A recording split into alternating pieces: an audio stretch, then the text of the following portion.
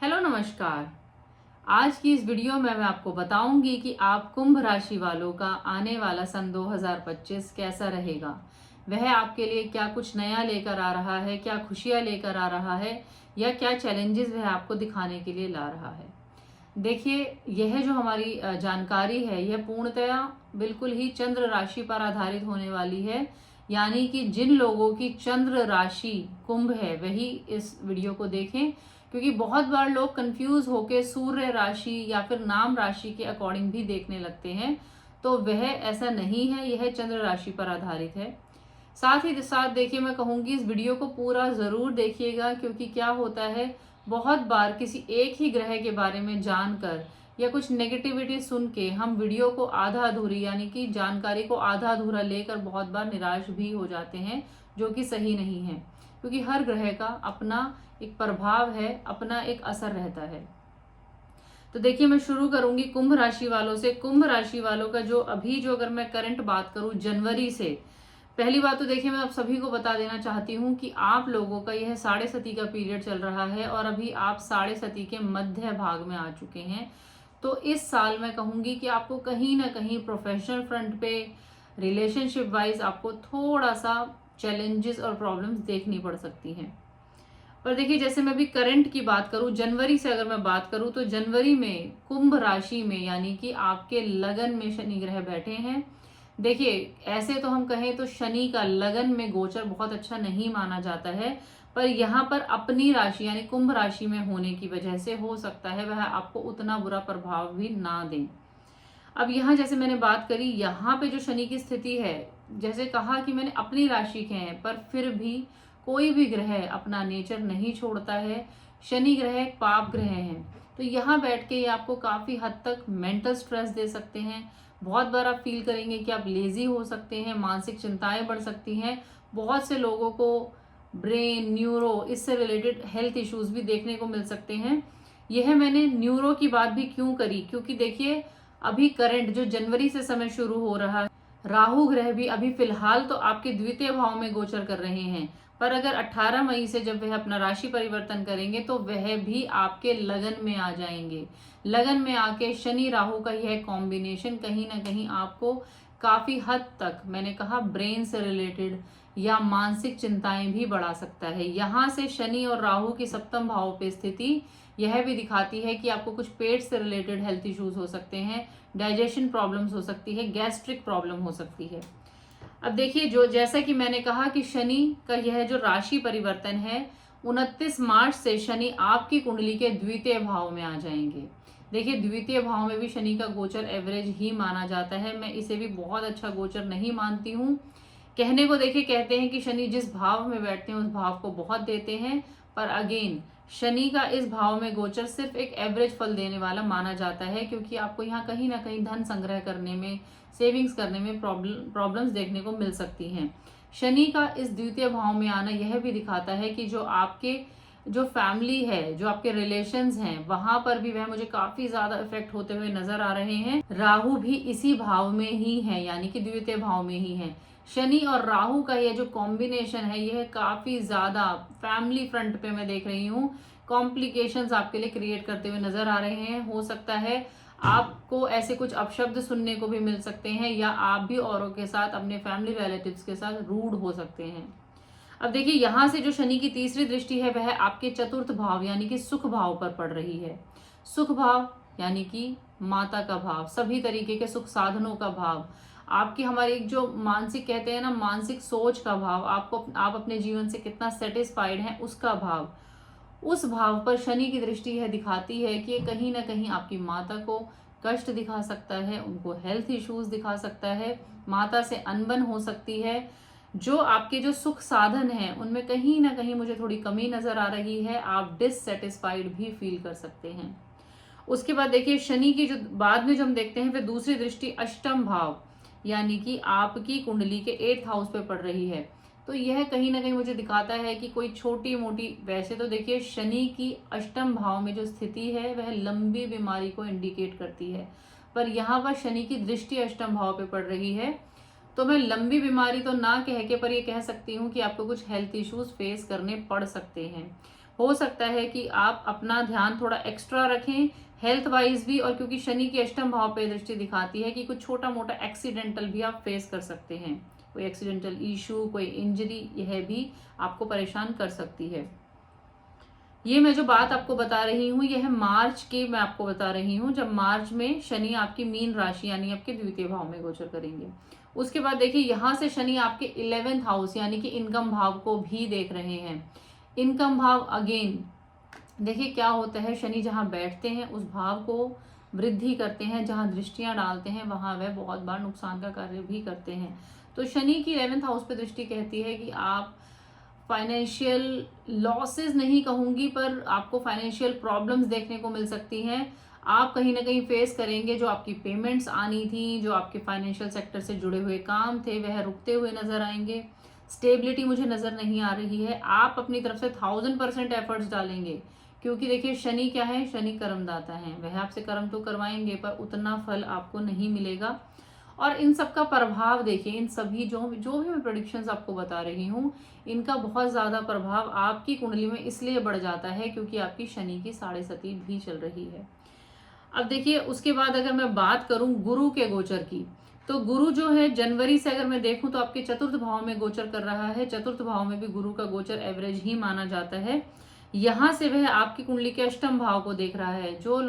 जो बच्चे अगर पढ़ाई करना चाह रहे थे, जो कोई रिसर्च में है, वह अच्छा कर सकते हैं। जनवरी से मई तक की मैं बात कर रही हूँ। रिसर्च फील्ड में अचानक आपको गड़ा हुआ धन मिल सकता है। जी हाँ, ऐसे कहते हैं कई बार कोई ऐसी लॉटरी लग जाए या किसी पर्सन से आपको अचानक धन प्राप्ति हो सकती है। उसके बाद अगर मैं देखूं तो गुरु मई में, जी हाँ 15 मई के बाद जो गुरु का जो गोचर बदल रहा है वह आपकी कुंडली के पंचम भाव में यानी कि मिथुन राशि में आ जाएंगे। पंचम भाव विद्या का भाव होता है, संतान का भाव होता है, लव रिलेशनशिप का भाव होता है, पिछले पूर्व जन्म में जो आपने कर्म किए हैं उनका भाव होता है। यहाँ पे पंचम भाव में गुरु की स्थिति दिखाती है कि जो भी स्टूडेंट लोग इस वीडियो को देख रहे हैं उनके लिए यह एक अच्छा इंडिकेशन है, वह कंसंट्रेशन के साथ पढ़ पाएंगे। जो लोग कुछ एग्जाम्स की तैयारी कर रहे थे, कोई उच्च शिक्षा की तैयारी कर रहे थे, उनको भी काफी अच्छा फल मिलेगा। और साथ ही देखिए क्या होता है ना, कई बार नेगेटिव प्लैनेट्स जो होते हैं वह हमारे डिस्ट्रैक्शन को बढ़ा देते हैं, पर गुरु यहाँ पर आपको विद्या का आशीर्वाद देते हैं। यहाँ से अगर मैं देखूं तो गुरु की जो दृष्टि है वह आपकी कुंडली के 9th हाउस पर पड़ रही है। पंचम दृष्टि 9th हाउस पर पड़ रही है, जो कि एक बहुत ही प्यारा सा योग है, क्योंकि देखिए एक त्रिकोण में बैठा हुआ ग्रह दूसरे त्रिकोण को देख रहा है। तो इस तरीके से मैं देखूं तो यहाँ पे यानी कि दूसरा त्रिकोण यानी आपका भाग्य भाव यानी आपका नवम भाव, यहाँ पर गुरु आपके भाग्य को काफी हद तक सपोर्ट करते हुए नजर आ रहे हैं। शनि देव जहां भी आपको कॉम्प्लिकेशंस दे रहे थे, भाग्य में रुकावट कर रहे थे, इनकम में प्रॉब्लम कर रहे थे, गुरुदेव उसको काफी हद तक सपोर्ट करेंगे। और देखिए क्योंकि गुरु की दृष्टि है तो यह आपकी छोटी छोटी सी तीर्थ यात्राएं भी करा सकते हैं। गुरुजनों की संगति हो सकती है, गुरुजनों से आपको आशीर्वाद प्राप्त हो सकता है। साथ ही मैं कहूंगी कि गुरु यानी कोई भी जो आपके बड़े हैं, जो आपके बूढ़े हैं, उनका आदर सत्कार करें, उनका मान सम्मान करें, उन्हें सुने, उन्हें समझे, ऐसे भी आपको गुरु का आशीर्वाद जरूर प्राप्त होता है। यहाँ से मैं देखूं तो गुरु की आपके उसके बाद आपकी जो दृष्टि है वह जाती है 11th हाउस पे और फिर लगन पे।